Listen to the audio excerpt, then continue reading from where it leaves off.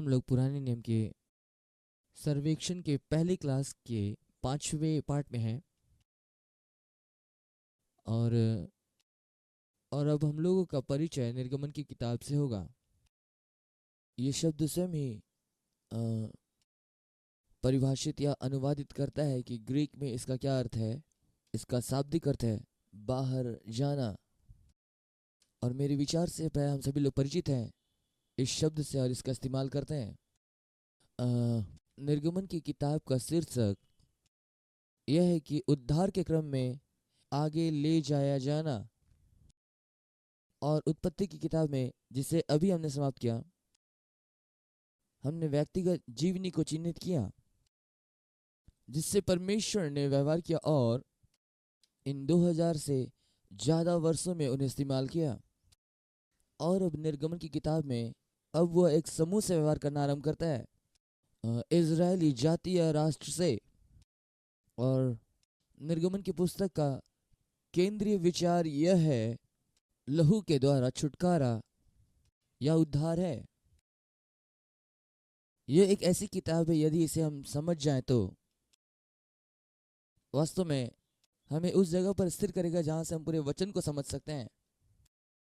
यदि गलत रीति से इसे समझा जाए तो हम नए नियम में भी कुछ गलत निष्कर्षों के साथ समाप्त करेंगे। तो यह महत्वपूर्ण है कि निर्गमन की किताब को समझा जाए कि इसका केंद्रीय विचार है कि लहू द्वारा छुटकारा है। यहाँ पर निर्गमन की किताब में हम देखेंगे लोग बचाए गए, उन्हें शरण मिली और अब लोग परमेश्वर के पास आ सकते हैं। और ये सब कुछ केवल और केवल लहू के द्वारा। एक बोझ से दबे निराश व्यक्ति की सारी जरूरतों को पूरा करता है, जिसे छुटकारे की आवश्यकता है ताकि वो बच जाए और फिर राष्ट्र को परमेश्वर से प्रकाशन प्राप्त हो, ताकि उनके व्यवहार में और आराधना के नए जीवन में निर्देशित करें। इसलिए परमेश्वर ने उन्हें व्यवस्था दी। हमें इस बात को पहचानना है, और इसे शायद मैं बार बार कहूंगा भी, नए नियम में व्यवस्था को लेकर के बहुत सारी गलतफहमियां हैं। और लोग पौलुस के वक्तव्य को लेकर के कहते कि कोई व्यक्ति व्यवस्था द्वारा धर्मी नहीं ठहराया जाएगा, जो कि पूरा एक गलत समझ को लेकर आता है। क्योंकि जो कुछ हम यहाँ देखने जा रहे हैं वो यह है कि व्यवस्था किसी को धर्मी ठहराने के लिए नहीं दिया गया था। व्यवस्था तो पहले से धर्मी ठहराए गए लोगों को दिया गया था, उन लोगों को जो पहले से छुड़ाए गए थे मेमने के लहू के द्वारा। और हम लोग इसको देखेंगे और इसके बाद हम लोग व्यवस्था के उस स्थान को देखेंगे। इसलिए व्यवस्था की पवित्रता से पाप का दोषी ये इजरायली महसूस किए कि उन्हें शुद्धता की आवश्यकता है। और ऐसा करने में परमेश्वर ने बलिदानों का यह क्रम स्थिर किया ताकि लोगों को यह समझ प्राप्त हो कि इस जीवन शैली के लिए परमेश्वर की आवश्यकता है। और यही इस पुस्तक का विषय है। इसका लेखक विश्वास से मान लेते कि मूसा है, और इस पुस्तक का काल सीमा है। फिर से एक बार याद करने के लिए महत्वपूर्ण बात, उत्पत्ति के अंदर लगभग 2000 वर्षों से अधिक का समय है, और निर्गमन की किताब में 216 वर्ष की घटनाओं का वर्णन है। और यदि आप तारीखों में रुचि रखते हैं तो 706 बीसी से लेकर के 1490 बीसी तक। और जैसा इस किताब में हम सही रीति से प्रवेश करते हैं, पहला अध्याय और दूसरा अध्याय ये हमें इस तथ्य पर रोशनी देने जा रहे हैं कि इजराइल बंधुआई में था। और जैसा कि हमने पढ़ना आरंभ किया, हम इस बात को देख पाएंगे कि ये परमेश्वर की यह उत्पत्ति 15 में कही गई बातों की परिपूर्णता है। जो कुछ उसने बताया उन तथ्यों के बारे में, वे लोग 400 वर्ष की गुलामी में चले गए।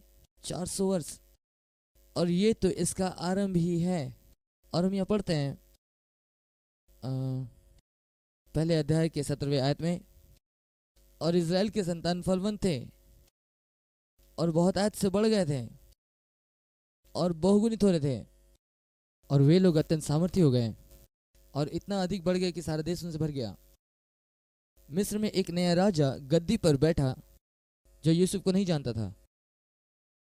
और यहाँ से विवाद उत्पन्न होता है। उसने अपनी प्रजा से कहा, देखो, इजरायली हमसे गिनती और सामर्थ में अधिक बढ़ गए हैं और हमसे सामर्थी हो गए हैं, इसलिए आओ हम उनके साथ बुद्धिमानी से बर्ताव करें।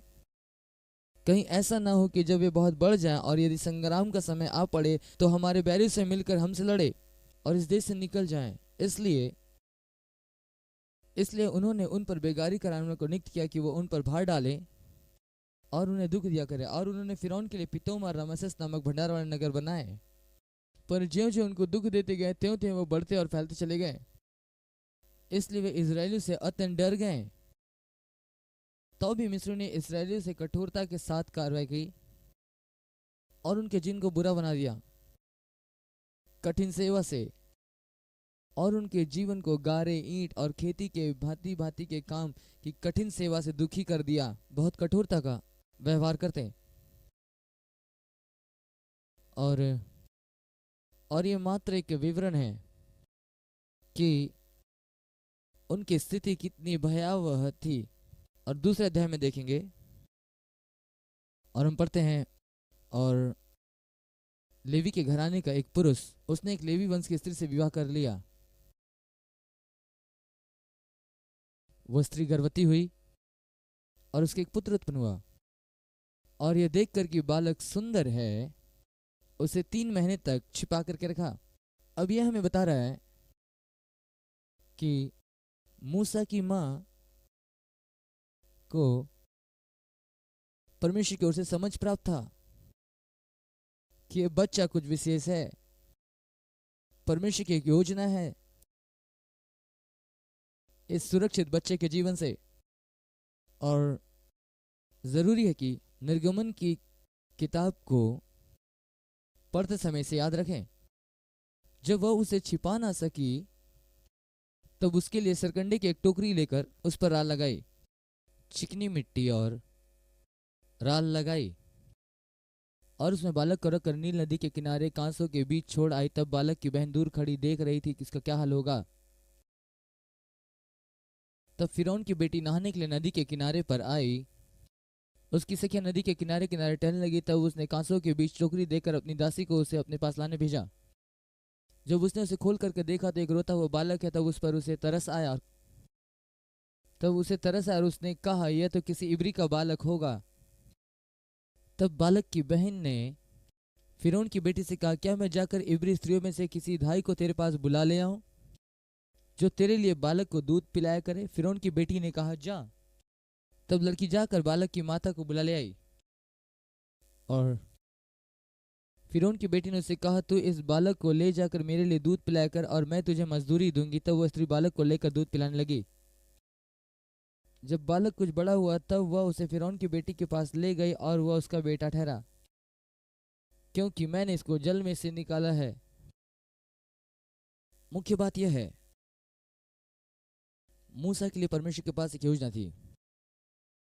अब बिना किसी को दबाव दिए हुए उसकी इच्छा के विरुद्ध कार्य करना, उसने सारी बातों को ऐसे व्यवस्थित की कि मूसा अलग हुआ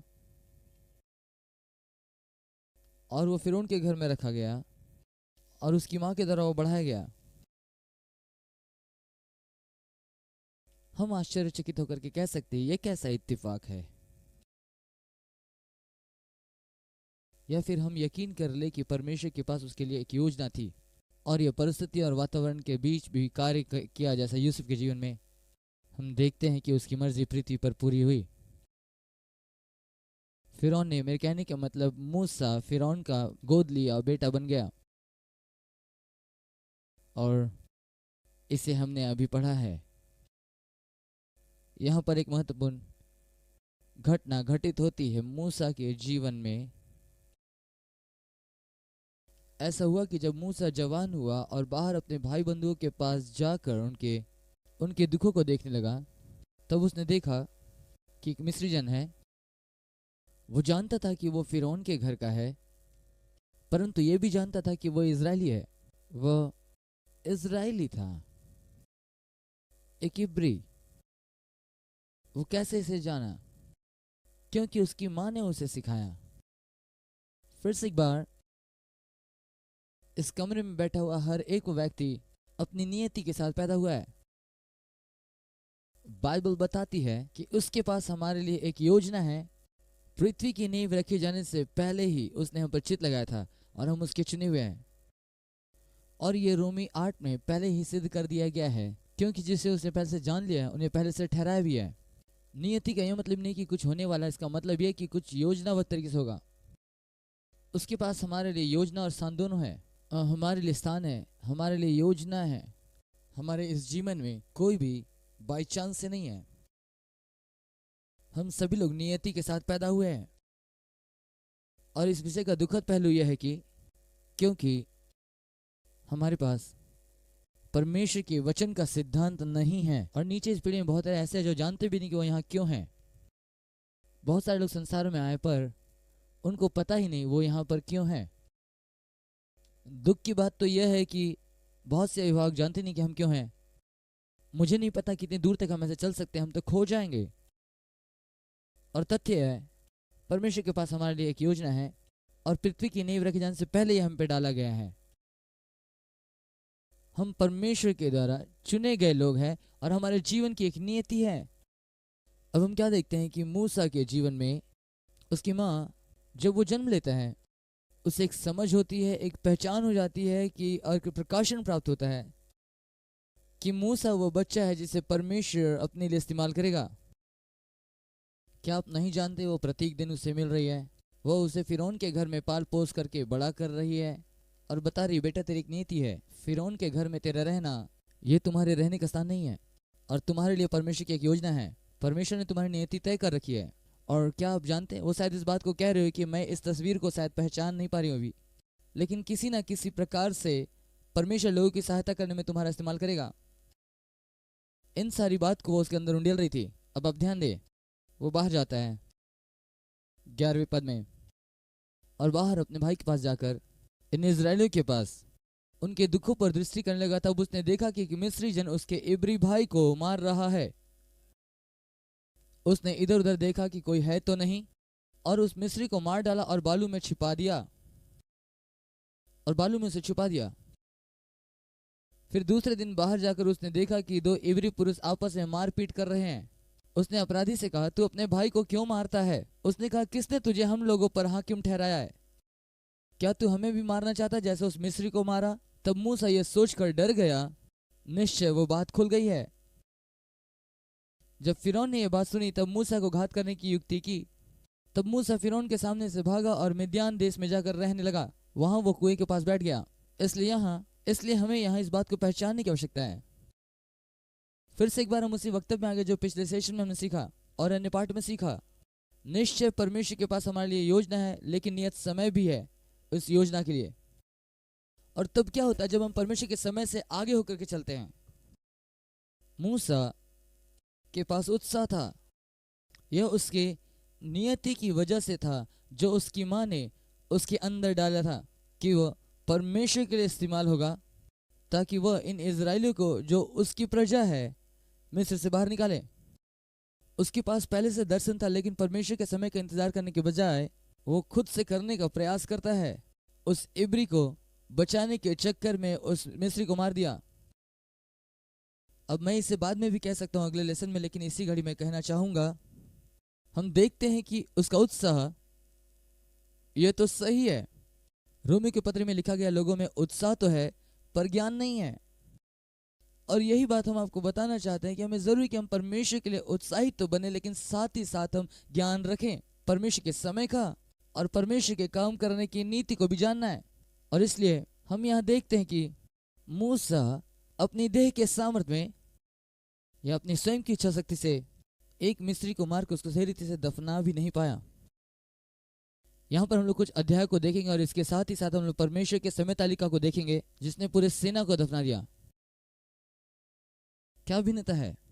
आप अपनी मर्जी से काम करते हैं या परमेश्वर की मर्जी से काम करते हैं? इसे अपने तरीके से करना या परमेश्वर के तरीके से इसे पूरा करना। और इसलिए वो रेगिस्तान में भाग गया। और दूसरा अध्याय इस बात को बताता है कि एक स्त्री से मिला और उससे उसने विवाह कर लिया। और फिर बहुत ही महत्वपूर्ण वचन 24वां वचन दूसरे अध्याय का। और यहाँ हम पढ़ते हैं, और परमेश्वर ने उसके कराहने को सुना, और परमेश्वर ने अपनी वाचा को स्मरण किया। और पूरी कहानी का मूल कुंजी यही भाग है। इज़राइल की छुड़ौती का मिस्र की बंधुआई से ये वाचा की प्रतिज्ञा पर आधारित थी जो परमेश्वर ने उनसे बांधी थी। अब्राहम, इसहाक और याकूब से बांधी थी। और परमेश्वर ने इज़राइल के संतानों की ओर देखा, और परमेश्वर, किंग जेम्स वर्जन में ऐसा लिखा है, उसका आदर किया। और बेहतर अनुवाद हो सकता था, परमेश्वर ने उन पर ध्यान दिया, क्योंकि परमेश्वर लोगों का आदर करने वाला नहीं है। और उसने उस वाचा को स्मरण किया जो उसने बांधा था अब्राहम, इसहाक और याकूब से। और तब इसके बाद वह क्रियाशील हुआ। ठीक है, फिर अध्याय 3 से लेकर के 15 तक इज़राइल के छुटकारे की कहानी है। और ये तीसरे अध्याय से आरंभ होती है, जहां मूसा को बुलाहट और जिम्मेदारी मिलती है। मूसा की बुलाहट। और मित्रों, यहाँ पर कुछ कुंजी की बातें हैं। यहाँ अध्याय 3 में मूसा अपने ससुर यत्रो नामक मिद्यान के याजक की भेड़ बकरी को चराता था, और वो उन्हें जंगल के पश्चिमी और होरेब नामक परमेश्वर के पर्वत पर ले गया। और परमेश्वर का दूत एक कटीली झाड़ी के बीच आग की लौ में उसको दर्शन दिया। और उसने दृष्टि उठाकर देखा कि झाड़ी जल रही है, परंतु भस्म नहीं होती। तीसरा वचन बेहद ही खास है। यदि आप इसे तेजी से पढ़े तो इसके महत्व को आप नहीं देख पाएंगे। मूसा ने कहा, मैं उधर जाकर इस बड़े आश्चर्य कर्म को देखूंगा कि वो झाड़ी क्यों नहीं जलती। क्यों ये झाड़ी नहीं जलती? अब ध्यान दीजिएगा चौथे वचन के साथ संबंध। जब यहोवा ने देखा कि मूसा देखने को मुड़ा चला आता है, तब परमेश्वर ने उसे झाड़ियों के बीच से पुकारा। ये सब मात्र हमें बता रहे हैं कि परमेश्वर किसी न किसी रूप में है। हम में से सभी इस जलती हुई झाड़ी का अनुभव करने जा रहे हैं। हो सकता है यह इतना नाटकीय ना हो, लेकिन परमेश्वर न किसी रीति से आपसे, किसी न किसी रीति से आपका ध्यान अपनी ओर खींचेगा। कुछ तो है जो होगा। शायद यह कुछ भी हो सकता है, एक शब्द किसी ने कहा हो, कोई घटना जिसमें आप गए हो, और ये कुछ भी हो सकता है आपके साथ में। हम में से प्रत्येक इस जलती हुई झाड़ी के अनुभव से गए होंगे या जाएंगे। इस विषय का जो दुखद पहलू है, बहुत से लोग इसको एक घटना के समान देखें और कभी भी जांचने का प्रयास नहीं किए, और बगल में आकर देख लें कि क्या होगा किसी विशिष्ट समय में। अब हमें नहीं पता और हम कुछ जांचने भी नहीं जा रहे, लेकिन इस तरह से लिखा हुआ है, हो सकता है कि अगर वो देखने के लिए अलग ना हुआ होता तो परमेश्वर उसे नहीं बुलाता, यह बात नहीं करता। हमें संवेदनशील होना है हर एक ऐसी घटनाओं के प्रति और प्रत्युत्तर देना है इन चीजों का। और वो है, उसने देखा, इसका मतलब, और वो एकदम देखने योग्य था, लेकिन उसने ठान लिया, मैं अलग होकर के जाकर के देखूंगा, इसे जांचूंगा ये क्या है, और मैं इसे ढूंढ निकालूंगा आखिर ऐसा क्यों हो रहा है। और जैसा ही वो साइड से होकर गया, तब परमेश्वर ने उसे बुलाया झाड़ियों के बीच में से। जब परमेश्वर ने देखा, वो बगल में घुमा ही था देखने को, तब परमेश्वर ने उसे पुकारा। इसलिए एक महत्वपूर्ण सिद्धांत है। और उससे बातचीत किया और मूसा को बताना आरंभ किया, उसका योजना और कार्य, और उस पर बड़ी स्पष्टता से प्रकट होता है। अब उसके पास एक उत्तर था, क्योंकि वो माँ की देखरेख में बड़ा हुआ है, परंतु अब वो सीधे परमेश्वर से निर्देश हासिल कर रहा है और परमेश्वर से बता रहा है वो क्या चाहता है कि वो करे। और वो 9वें पद में कहता है, इसलिए अब सुन, इज़राइल की चिल्लाहट मुझे सुनाई पड़ी है, और मिस्रियों का उन पर अंधेर करना भी मुझे दिखाई पड़ा है। इसलिए मैं तुझे फिरौन के पास भेजता हूँ कि तू मेरी इज़राइली प्रजा को निकाल ले आए, मिस्र से निकाल लाए। अब और इसका अगला भाग है, इसके बावजूद भी एक महत्वपूर्ण बात जो संपूर्ण वचन में है। उसने कुछ सवालात पूछे। हमें एक ही काम करना है कि हम पूछें, जैसा कि हम परमेश्वर के साथ चल रहे हैं। पहली बात, वो यहाँ आरंभ करता है, लेकिन मैं इस क्रम को जरा उल्टा करना चाहता हूँ। लेकिन इसमें ये 3 सवाल समान हैं। पहली बात, मूसा जानना चाहता था कि परमेश्वर कौन है। ये कुछ ऐसा है जैसा आप और मैं, और ये हमारी यात्रा का एक भाग है। हम जीवन पर्यंत यही करेंगे, परमेश्वर के ज्ञान को ढूंढेंगे और उसे जानने का प्रयास करेंगे, क्योंकि वो बहुत अद्भुत है और अच्छा है। हम वास्तव में उसे नहीं जानते, इसलिए। और ये कोई आलोचना नहीं है, और ये सिर्फ पहचानना है कि कितना अद्भुत परमेश्वर है। और इस दृष्टिकोण से इसे देखें। प्रेरित पौलुस फिलिपियों की पत्री में, दमिश्क के रास्ते में पौलुस का यीशु मसीह के साथ मुठभेड़ और उस मरुभूमि में यीशु मसीह के साथ उसका व्यवहार के बाद, और वे सारे प्रकाशन जो उन्होंने अपने जीवन में प्राप्त किया, उसको पढ़ने के बाद सामर्थ्य काम पौलुस के जीवन में और बहुत बड़ा बड़ा प्रकाशन उसे प्राप्त हुआ। बहुत सारे प्रकाशन को पौलुस अपने जीवन में पाए। आधे से ज्यादा नया नियम लिखने की जिम्मेदारी उसने उठाई। 26 वर्षों तक परमेश्वर के साथ चलने के बावजूद वो रोता है और कहता है, मैं ईश्वर को जानना चाहता हूँ। वो उसके पुनरुत्थान के सामर्थ्य को जानता है और दुख की सहभागिता करता है। ये हम सभी से कहना चाहिए कि हमें जीवन भर इस बात की जरूरत है, परमेश्वर को जानने के लिए खोजते रहें और सवाल पूछते रहें।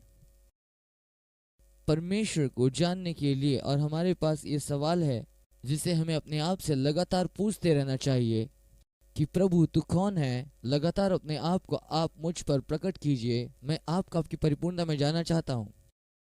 मैं आपको जानना चाहता हूँ। और पौलुस जैसा कहता है उसके पुनरुत्थान के सामर्थ्य में। ये कुछ अद्भुत सवाल है। और दूसरा सवाल यह था कि मैं कौन हूँ।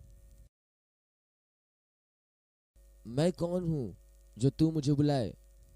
और ये 11वें पद में लिखा हुआ है।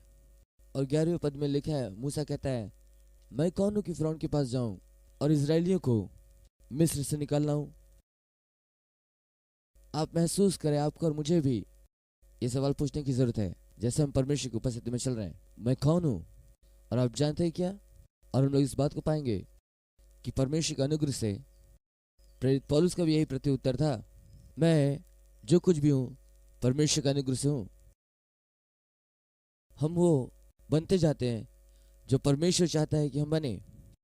हम लोग लगातार मन के नए होने से बदलते जाते हैं और हम मसीह यीशु के स्वरूप में बदलते जाते हैं। और इस प्रक्रिया में लगातार हम अपने आप को यह सवाल करते हैं, ये इस वजह से नहीं कि मैंने बहुत दान पाया, बहुत गुणवान हूँ या बहुत ही अद्भुत हूँ। विकल्प है परमेश्वर की वजह से। हम लगातार अपने आप को यह बात याद दिलाते हैं, हम वे हैं जिसे परमेश्वर ने बुलाया है। और वही एक बात हम सबको, आप हम में से हर एक को विशेष बनाते हैं कि परमेश्वर ने हमें चुना है। और वो तीसरा सवाल जो हमें अपने आप से पूछना है, और जैसा अपने जीवन में चलते हैं, अब आप कौन है, मैं कौन हूँ, तो क्या चाहता है कि मैं करूँ। बहुत महत्वपूर्ण। और मैं आपको बता दूं, इस सप्ताह का बाकी दिन इसमें लगा सकता हूँ इसके विषय बात करने में। जब आप परमेश्वर से पूछोगे कि तू कौन है, वो जवाब देगा, मैं जो हूँ सो हूँ। मूल रूप से परमेश्वर कह रहे कि मूसा तुम्हें जो भी आवश्यकता है वो मैं हूँ। और जैसा मैं कहता हूँ, आप भी पूरे वचन से होकर और इस बात का आप मनन कर सकते हैं कि परमेश्वर कौन है। मैं जो हूँ सो हूँ। अन्य शब्दों में, तुम्हें जिस बात की आवश्यकता है वो मैं हूँ। तुम्हारे जीवन में जो भी आवश्यकता है वो मैं हूँ। और इसलिए ये एक महान बुलाहट और जिम्मेदारी है। और वो बताता है क्या करना है। और वो बताता है कि इन बातों को जो उत्पत्ति की किताब में भविष्यवाणी की गई है पूरा किया जाए कि वह इतने लंबे समय तक गुलामी रहेंगे। वो कहता है, लेकिन मैं उन्हें बाहर निकालूंगा एक महान और अद्भुत उपाय के साथ में। ठीक है, लेकिन साधारण रूप से ये वास्तविक नहीं लगता। फिर चौथे अध्याय में वो मिस्र की ओर बढ़ता है, और ठीक इसी दौरान कुछ रुकावट आते हैं। और इस बात को हर एक परमेश्वर द्वारा बुलाए गए लोगों के जीवन में हम सत्य पाते हैं और देखते हैं। हमेशा हमारे पास बहाना होता है कि मैं ही क्यों जाऊं। और ये कुछ भी हो सकता है, झूठ, आलसीपन या और कुछ भी। हमेशा हमारे पास बहाना होता है कि क्यों परमेश्वर ने हमें बुलाया। याद कीजिए, जब उसने यशायाह को बुलाया, यशायाह बोलता है मैं तो अशुद्ध होंठ वाला मनुष्य हूँ। परमेश्वर बोलता है मैं देख लूंगा, और परमेश्वर अपने दूत को भेजता है जो अंगारे से उसके होंठ को छू लेता है। यशायाह को संदेश मिल जाता है और कहता है प्रभु मुझे भेज। और यहाँ पर मूसा शिकायत करता है कि वह स्पष्ट बोल नहीं सकता। परमेश्वर बोलता है तुम उसकी चिंता मत करो, मैं देख लूंगा। तब यहाँ चौथे अध्याय में मूसा उत्तर देता और कहता है वो मुझ पर विश्वास नहीं करेंगे और ना ही मेरी बातों को सुनेंगे और कहेंगे कि परमेश्वर तुझ पर प्रकट नहीं हुए। तो परमेश्वर ने कहा है क्या है तेरे हाथों में? उसने कहा छड़ी, लाठी। उसने कहा उसे भूमि पर डाल दे। उसने भूमि पर डाल दिया और वो सांप बन गया। मूसा ने वापस ले लिया। वास्तविकता में उस सर्प की तरह नहीं था। परमेश्वर ने उसे पकड़ा था, कहा मूसा अपने हाथ को आगे बढ़ा, उसे पूंछे से पकड़ ले। अब आप में से कितने लोग जानते हैं सांप को ऐसा व्यवहार नहीं किया जाता? हमारे पास ढेर सारी टिप्पणियां तो नहीं है, लेकिन मैं विश्वास करता हूँ कि मूसा और परमेश्वर के बीच में जरूर गहन बातचीत हुई होगी। और मेरे ख्याल से मूसा वही कर रहा था जो हमें से बहुत आज लोग करते हैं, उसके सामने में व्याख्या कर रहे हैं कि सारा कार्य कैसा होता है जैसा परमेश्वर नहीं समझते हैं। लेकिन यदि अंत में देखा जाए परमेश्वर उसे जीत गया और कहा वो अपने हाथ बढ़ा करके उसे पूंछी से पकड़ ले, और फिर वो उसके हाथ में लाठी बन गई। उसके हाथ में आते ही लाठी बन गई। यहाँ पर परमेश्वर उसकी बुलाहट को निश्चित करते हैं, और इस प्रकार की बातें आपके जीवन में भी होंगी। यदि आप कुरिन्थी की पत्री को पढ़ेंगे आप वहां पर इस बात को पाएंगे। बाइबल हमें सिखाती है जिसे परमेश्वर बुलाते हैं, वचन कहता बहुत बुद्धिमान तो नहीं। आप बाकी की सूची को पढ़ सकते हैं, हमें से अधिकांश कह सकते हैं हम योग्य हैं। खैर जो कुछ जो उसने अपनी लाठी ली और इसके बाद और उसे कहा गया उसे क्या करना है। बहुत सी बातें हैं यहाँ पर अध्याय 5 और अध्याय 6 में। हम पढ़ना तो चाहते हैं पर हमारे पास समय की कमी है। अब हम सीधा आगे आकर विपत्तियों के विषय देखेंगे, क्योंकि फिरौन जो है वो प्रत्युत्तर नहीं दे रहा था। और निश्चित तौर पर यह किसी बात है जो हमें सब हराएगा। हमेशा इस सवाल को लेकर के आ जाते हैं कि किंग जेम्स वर्जन में कहाँ ऐसा लिखा कि परमेश्वर ने फिरौन के मन को कठोर कर दिया। और इसलिए ऐसा लगता है कि फिरौन के पास कोई मौका ही नहीं था, कि परमेश्वर पहले से ही सब कुछ तय कर रखा था कि और फिरौन के साथ कुछ करना ही नहीं था। पर अब क्या जानते हैं परमेश्वर हर किसी से व्यवहार करता है, वो लोगों को समान नहीं करता। लेकिन हम कैसे प्रत्युत्तर देते हैं, यही वो भिन्नता लेकर आती है। बीज बोने वाले का दृष्टांत हमें यही शिक्षा देती है कि हमारे हृदय की स्थिति महत्वपूर्ण है, ना कि बीज की स्थिति। और यही भिन्नता लाती है। परमेश्वर एक से बातें करता है और एक उदाहरण दिया जाता है। एक मिट्टी का टुकड़ा और मक्खन का टुकड़ा, दोनों को सूर्य की रोशनी में रखा जाता है। उनके साथ क्या होता है, मिट्टी कड़ी हो जाती है और मक्खन गल जाता है। ये क्या प्रदर्शित करता है? ये हृदय की स्थिति को प्रदर्शित करता है। और जब परमेश्वर से व्यवहार करता है वही निर्धारित करता है कि इसके साथ क्या होगा। मैं हमेशा विद्यार्थी से कहता हूँ जितना ज्यादा आप सकारात्मक रूप से परमेश्वर का प्रत्युत्तर देंगे, परमेश्वर के प्रति आपका हृदय उतना ही नम्र होता जाएगा। जितना ज्यादा उसकी बुलाहट, उसकी आवाज को आप अपने जीवन में रोकेंगे, उतना ही कठोर होता जाएगा आपका हृदय। पर इनमें से किसी भी परिस्थिति में परमेश्वर नहीं बदलता है। परमेश्वर एक समान है। यह हृदय की स्थिति निर्धारित करती है कि क्या होने वाला है। हम कैसे परमेश्वर का प्रत्युत्तर देता है इस बात पर निर्धारित है। और यही वो तथ्य है कि मूसा ने बार बार परमेश्वर का इनकार किया, लेकिन परमेश्वर से व्यवहार किया और इसलिए अब ये पलट गया। जितना ज्यादा परमेश्वर से व्यवहार किया उतना ही उसने इनकार किया, इसलिए उसका हृदय कठोर हो गया। और इसलिए ऐसा लिखा गया कि परमेश्वर ने उसके हृदय को कठोर किया। यह ऐसा नहीं था कि परमेश्वर ने कह दिया कि मुझे पसंद नहीं, इसलिए अब उसके पास कोई मौका नहीं। लेकिन हम जानते हैं कि परमेश्वर सब जानते हैं। वो जानता था, वो अंत से लेकर के आरंभ तक जानता था। वो फिरौन को भी जानता था कि वो उसकी ओर नहीं फिरेगा, इसलिए यहाँ ये घटना घटी। अब विपत्तियां आई और मैं पहले के दिनों में इन विपत्तियों के बारे में बहुत आश्चर्यचकित होता था और मैं सोचता था अब जानते हैं परमेश्वर ऐसा नहीं कि उसने सोचा और बस कर दिया। इनमें से हर एक विपत्ति के पीछे एक गहरा अर्थ है और मिस्र राष्ट्र के ऊपर एक गहरा प्रभाव पड़ा। और इसलिए मैंने उसके ऊपर अध्ययन किया, गहन अध्ययन, और मैं इस निष्कर्ष पर पहुंचा, मैं तुरंत उससे होकर गुजरूंगा। परंतु हम यहाँ क्या खोजने जा रहे हैं कि हर एक विपत्ति वो मिस्र के एक एक देवताओं से संबंधित रखता है। और परमेश्वर इस बात को प्रदर्शित कर रहा था कि वही एकमात्र सच्चा परमेश्वर है और वही एकमात्र सर्व सामर्थ्य उन अन्य देवी देवताओं से जिसकी वे सेवा कर रहे थे, वही एकमात्र सच्चा परमेश्वर है। और जैसे हम इन विपत्तियों से होकर चलेंगे 7वें अध्याय से 11वें अध्याय तक, हम वहां पर रक्तपूर्ण जल को पाएंगे। याद रखिएगा, पानी लहू में बदल गया था। और वे लोग नील नामक देवता की उपासना क्या करते थे, और निश्चित तौर से नील नदी जहां से यह नाम प्रकट हुआ है, नील जो कि नदी देवता था। और परमेश्वर इस बात को दिखाता है, ये नदी जिसे तुम ईश्वर करके मानते इसे मैं प्रदूषित कर सकता हूं, मैं उससे व्यवहार कर सकता हूं। और दूसरा, मेढकों की विपत्ति थी और एक देवी थी जिसकी वे आराधना करते थे और उसका नाम HEKT, मुझे नहीं पता, शायद हेक्ट हिक्ट, पता नहीं, HEKT। ये उनकी उत्पादन की देवी थी। इसलिए उसने प्रकट किया कि वो मेढक का उत्पादन कर सकता है। यदि आप उत्पादन देखना चाहते हैं तो आप इसे देखें। और मेढकों ने पूरी भूमि को भर दिया, यहां तक कि बिस्तर पे भी। हालेलुया! क्या ये अच्छा नहीं? ये छोटे छोटे मेढक मुस्कुराते हुए, आपको कैसा लग रहा है जब ये घर के चारों ओर उछल कूद कर रहे हैं? और जो तीसरी विपत्ति थी वो जूई की विपत्ति थी, और वे एक देवता की आराधना करते थे जिसका नाम SEB, शायद सेब कहेंगे, जो पृथ्वी का ईश्वर था। और उसने दिखाया कि कैसे उसका ख्याल रखना पूरी पृथ्वी को उससे भर दिया। क्या ये सुखदायक नहीं? सभी लोग ध्यान दें। चौथी विपत्ति टिड्डियों की विपत्ति थी, और वे जिसकी आराधना करते थे उसे पवित्र टिड्डी कहा जाता था, KHEPHERA। और उसके नाम का दूसरा भाग इस प्रकार से था, SCARAB, पवित्र टिड्डी। और इन टिड्डियों से यही दिखाया कि कीड़े मकोड़े भी परमेश्वर के साथ उनके स्वरों से काफी बढ़कर हैं। और पांचवी विपत्ति पशुओं के ऊपर आई। वे दो ईश्वरों की आराधना करते थे, पवित्र गाय और पवित्र बैल। बैल का नाम APIS, एपिसा, एपिस, और उनकी पवित्र गाय का नाम HATHOR, हैथर।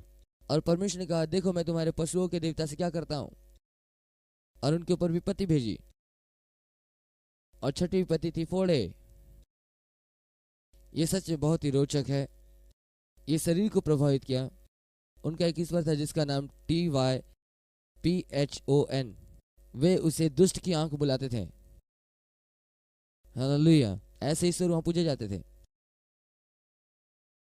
और जो अगली विपत्ति थी वो ओलो की विपत्ति थी। वे SHU, शिव नामक ईश्वर की आराधना करते थे।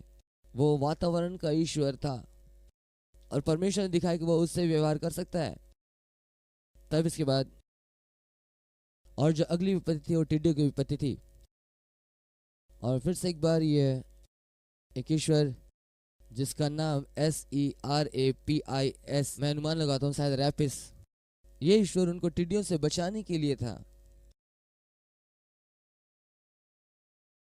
और इनको वो बुलाते थे अपने अनाजों को टिड्डियों से बचाए रखने के लिए, ठीक है, लेकिन बचा नहीं पाई। अंधकार। और ये एक ईश्वर था जिसके बारे में शायद आप सुने हो, उसका नाम रा था, सूर्य देवता, RA। इसलिए परमेश्वर ने इस रीति से दिखाया, तुम सूरज की आराधना करते हो और मैं उसको छुपा दे रहा हूं, और अंधकार ने उसे छा लिया। और उसके बाद अंतिम विपत्ति, पहलौठाओं का मारा जाना।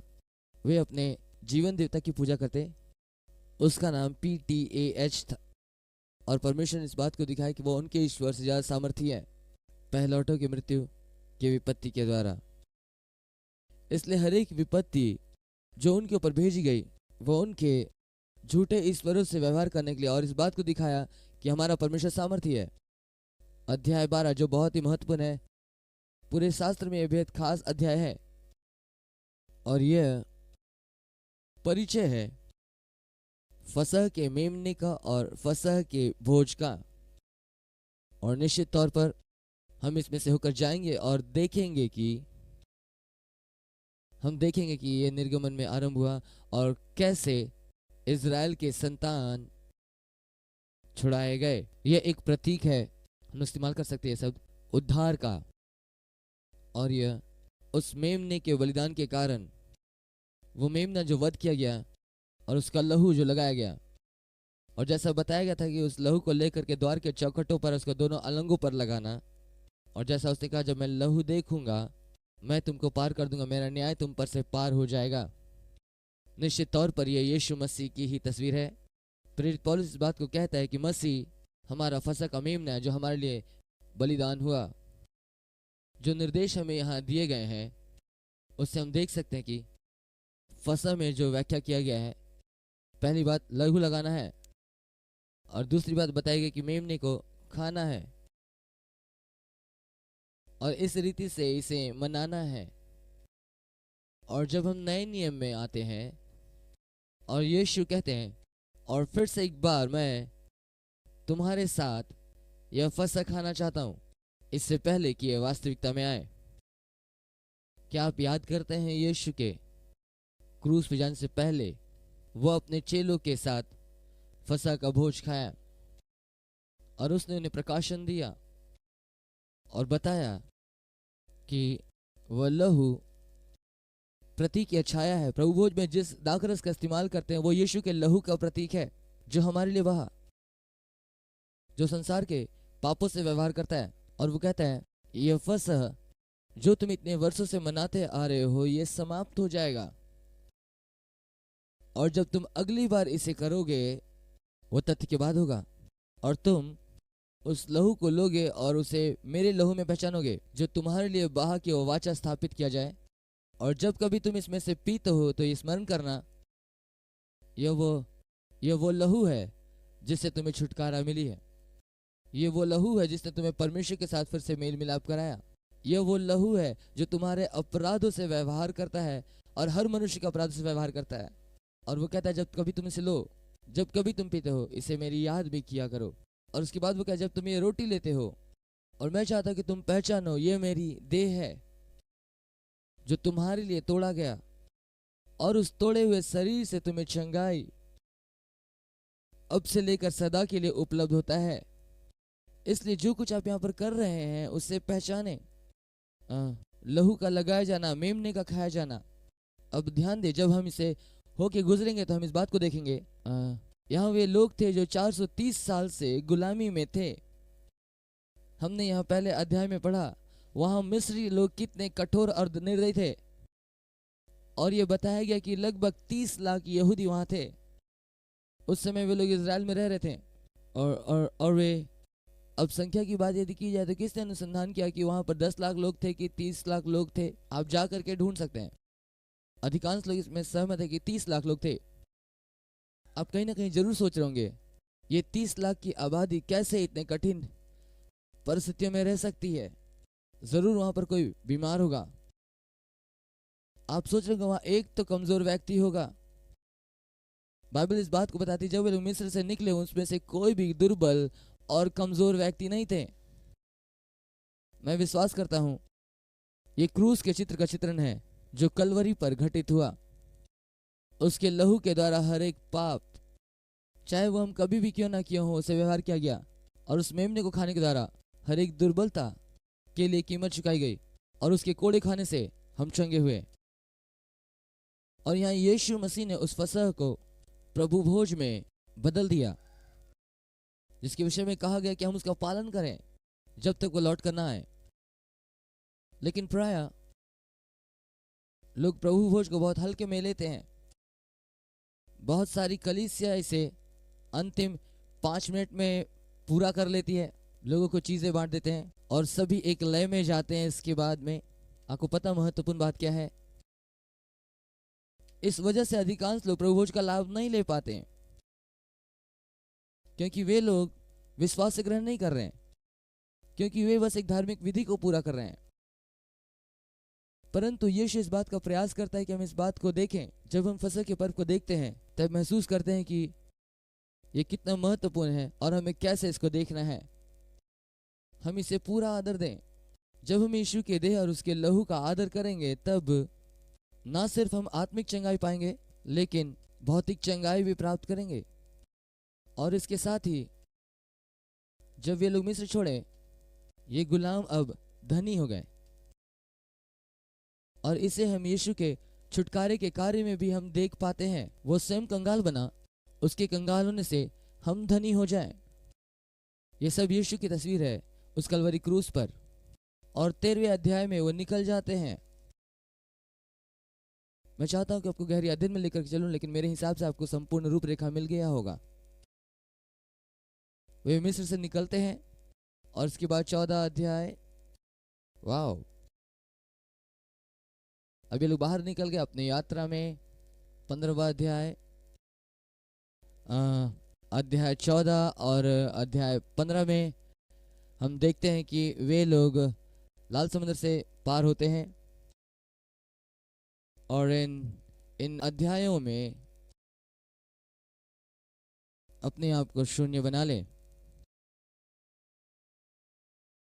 हम लोग यहाँ आरंभ करेंगे।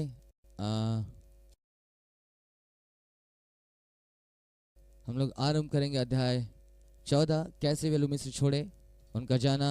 लेकिन अचानक मिस्री लोग इजरायलियों के पीछे पड़ गए। और जैसे वे इजरायलियों के करीब पहुंचते हैं और उन्होंने अपनी आंखें उठाई, अध्याय 14 का 10 वचन, और वे लोग काफी भयभीत हो गए और इजराइल के संतान परमेश्वर की दुहाई देने लगे। और वे मूसा से कहने लगे, क्या मिस्र में कब्रें ना थी जो तू हमें यहाँ मरने के लिए लाया? तूने हमसे यह क्या किया कि हमको मिस्र से निकाल लाया? क्या हम तुझसे मिस्र में यही बात ना कहते रहे कि हमें रहने दे, कि हम मिस्रियों की सेवा करें? हमारे लिए जंगल में मरने की अपेक्षा मिस्रियों की सेवा करना अच्छा था। अब आप यहाँ देखें 13वें आयत में, और मूसा लोगों से कहता है, डरो मत, खड़े खड़े वो उद्धार का काम देखो जो यहोवा आज तुम्हारे लिए करेगा। क्योंकि जिन मिस्रियों को तुम आज देखते हो उसको फिर कभी ना देखोगे। यहोवा आप ही तुम्हारे लिए लड़ेगा, इसलिए तुम चुपचाप रहो।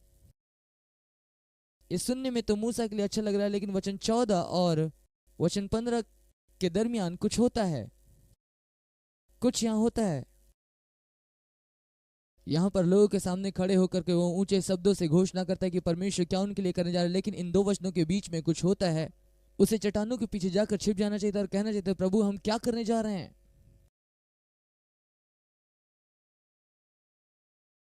मैंने ऐसा इसलिए कहा क्योंकि परमेश्वर ने कहा, तुम मेरी दुहाई क्यों दे रहे हो? इसलिए किसी प्रकार से एक निर्भीक घोषणा के बाद लोगों में, मैं सोचता हूं वो अपने आप को देख करके कहा होगा हम बड़ी समस्या में हैं, अब हम क्या करेंगे? और परमेश्वर कहता है, तुम क्यों मेरी दुहाई दे रहे हो? हमने इसे पकड़ लिया। परमेश्वर ने कहा, क्यों तुम मेरी दुहाई दे रहे हो? इज़राइल के संतानों से कहो कि वो आगे बढ़े। लेकिन तुम मूसा अपनी लाठी को उठा और समुद्र के हाथ फैलाकर समुद्र को विभाजित कर। यहाँ हम लोग देखा पवित्र आत्मा के दान के बारे में। हमने देखा कि चमत्कार परमेश्वर ही है जो सब कुछ चलाता है, लेकिन उसके पास मानवीय पात्र है जिसके द्वारा वो कार्य करता है। और यहाँ पर इसे हम बड़ी स्पष्टता से देखते हैं। परमेश्वर न केवल अपने मनमाने तरीके से या अपने ईश्वरीय तरीके से समुद्र को विभाजित किया, उसे मनुष्य की आवश्यकता पड़ी। मित्रों, उसे हमारी जरूरत है अपनी मर्जी को पृथ्वी भर में पूरा करने के लिए। वो ऐसे स्त्री पुरुष को देख रहा है जो उसका प्रत्युत्तर दे, अपने आप को इस्तेमाल करने दे, ताकि उसके द्वारा वो प्रकट हो, और वो हम हैं। ये मूसा था।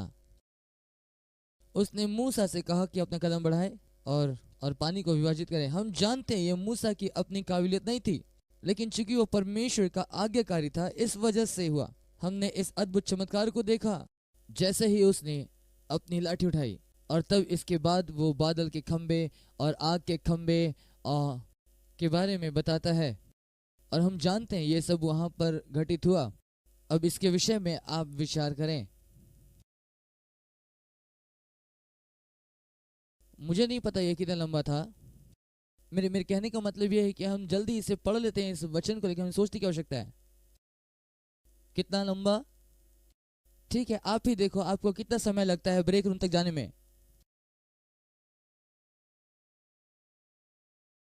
अब आप ही बताएं, आपको लौटने में कितना लंबा समय लगता है?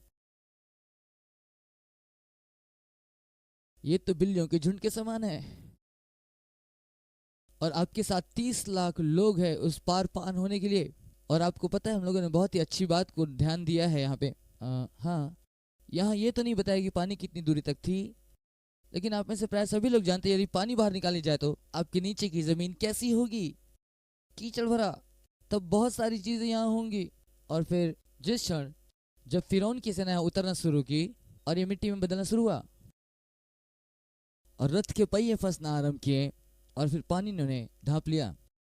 और जैसा मैंने पहले बताया, मूसा स्वयं की योग्यता से एक मिस्री को सही से दफना नहीं पाया। जरूर उसने कुछ दिखता हुआ छोड़ दिया होगा, इसलिए वो बाहर निकला। परंतु अब वो परमेश्वर की इच्छा से कर रहा। अब उसने पूरी मिस्री सेना को दफना दिया। हालेलुया! कितना अद्भुत चमत्कार हमने देखा लाल समुद्र को पार करते हुए।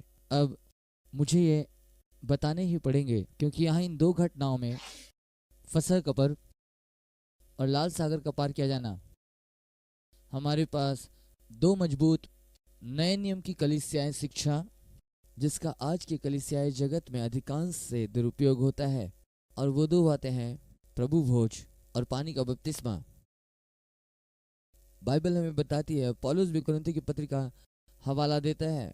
मैं यकीन करता हूँ, चाहे पहले कुरिन्थी 10 हो या दूसरा कुरिन्थी 10 हो, जहाँ उसके बारे में बात हो रही थी, और पूरे कुरिन्थियों में वो इसका उल्लेख करता है और वो इस वक्तव्य को बनाता है कि ये किस प्रकार से इजराइल के साथ ऐसा हुआ, ताकि वो हमें से हर एक के लिए एक उदाहरण बने और हम इन बातों को ना दोहराएं। लेकिन उसने ये भी कहा, तुम्हारे पूर्वजों को स्मरण करता हूँ और तुम्हारे लाल सागर को पार करना। मैं कोशिश कर रहा हूँ कि जल्दी से उसे निकाल कर सही रीति से पढ़ूं, क्योंकि कुछ ही समय बाकी रह गए। ये पहला कुरिन्थियों उसका 10वां अध्याय, और मैं चाहता हूँ कि पौलुस के इस वक्तव्य को आप लोग ध्यान दें। और वो कहता है, हे भाइयों, मैं नहीं चाहता हूं कि, अब मैं यहाँ पर मुख्य बातें को कहूंगा, आप इसे ध्यान देंगे और 2-3 बार मैं इसे दोहराऊंगा। नए नियम में पौलुस कहता है कि मैं नहीं चाहता कि तुम अनजान रहो। और साधारणतः कलीसिया एक ऐसी जगह है जहां पर लोग आज अनजान हैं। वो कहते हैं आत्मिक दान वरदानों के विषय में अनजान ना रहो, लेकिन बहुत सारी कलीसिया आत्मिक वरदानों के विषय में अनजान है आज। एक अन्य स्थान में कहता है कि शैतान का हम पर दाव ना चले, क्योंकि हम उसकी युक्ति से अनजान नहीं। कलीसिया का एक बहुत बड़ा तबका आज शैतान की युक्तियों से अनजान है। अब वो कहता है कि मैं नहीं चाहता कि तुम अनजान रहो इसके विषय में, जो कि आगे मैं आपसे कहने जा रहा हूँ। बहुत सारी कलीसिया आज पानी के बपतिस्मा को लेकर अनजान है। और वो कहता है, मैं नहीं चाहता कि तुम इस बात से अनजान रहो कि सब बाप दादे बादल के नीचे थे और सब के सब समुद्र के बीच से पार हो गए, और सब ने बादल में और समुद्र में मूसा का बपतिस्मा लिया। वो दो बपतिस्मा के विषय में कह रहा है।